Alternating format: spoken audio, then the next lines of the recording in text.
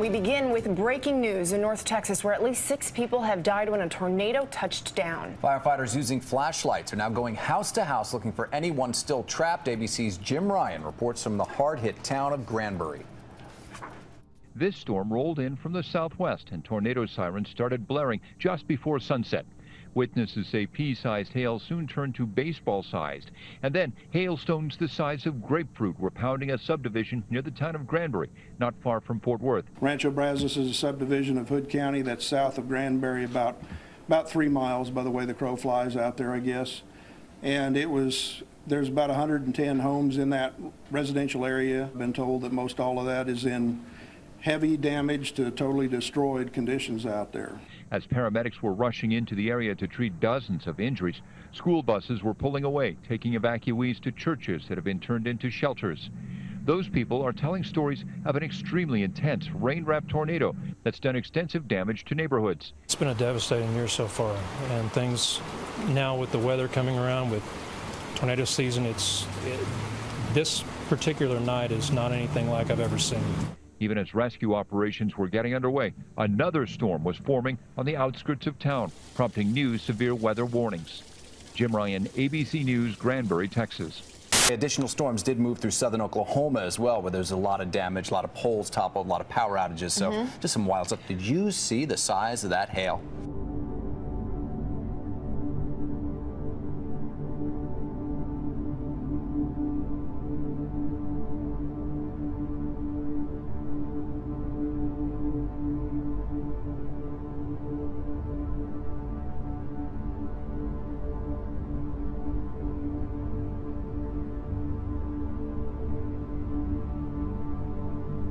New warnings for the middle of the country. More tornadoes expected across the Midwest, all the way from Texas to Michigan.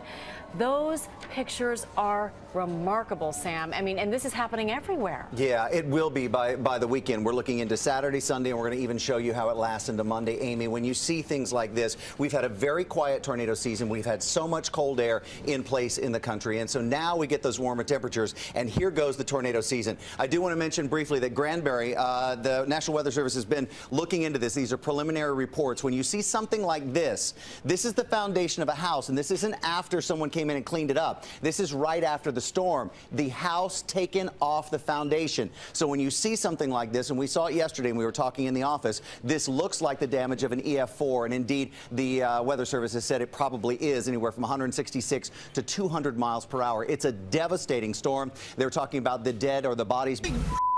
One tornado would have been painful enough, but this morning the National Weather Service confirms that there were 16 of them tearing through northern Texas Wednesday, including this EF4 monster with winds up to 200 miles an hour. I was screaming, oh my God, it's over, you know, we're gone. From the sky, the aftermath is even more heartbreaking. This was Granbury, Texas before the disaster. Blocks of homes, many of them built by Habitat for Humanity for families in need. This morning, this is what's left. Piles of rubble, shattered walls, and shattered dreams. Oh my gosh! The door just like shaking really bad.